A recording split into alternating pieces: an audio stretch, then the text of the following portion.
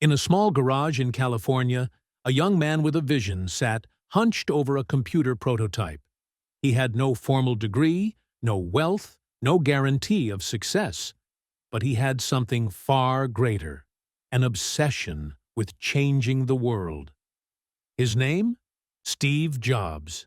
Steve Jobs was born in 1955 and adopted by a working-class couple in Silicon Valley. He grew up surrounded by engineers and dreamers. But Steve wasn't like the others. He wasn't just interested in how things worked. He wanted to redefine them. Then came college, but he dropped out.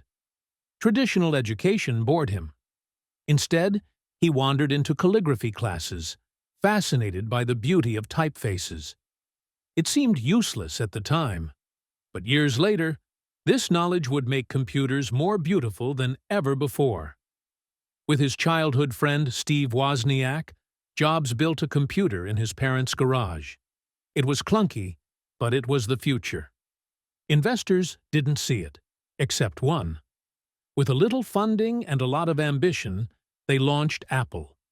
Then came the Macintosh, the first personal computer with a mouse and graphical interface. It was revolutionary. It was intuitive. It was Jobs' masterpiece. But success breeds enemies. The board of Apple saw Jobs as reckless, difficult, and unpredictable. In 1985, he was fired from his own company. Most people would have given up. Not Steve. He started Next, a company too advanced for its time. Then he bought Pixar and turned it into a storytelling giant. Then fate intervened. Apple was failing. The company that had rejected him now needed him. And so, in 1997, Steve Jobs walked back into Apple. But this wasn't a return. It was a revolution. Jobs slashed projects, simplified designs, and focused on excellence. The iMac made computers fun. The iPod put 1,000 songs in your pocket. The iPhone?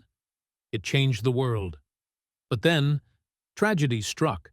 In 2003, Steve was diagnosed with pancreatic cancer.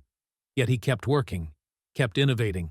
The iPad, Apple stores, Siri, all his vision. On October 5, 2011, Steve Jobs passed away. But his ideas? They live on in every pocket, every hand, every Apple device. Steve Jobs wasn't just an inventor. He was a storyteller, a dreamer, a man who saw the impossible and made it real. He once said, "The people who are crazy enough to think they can change the world are the ones who do."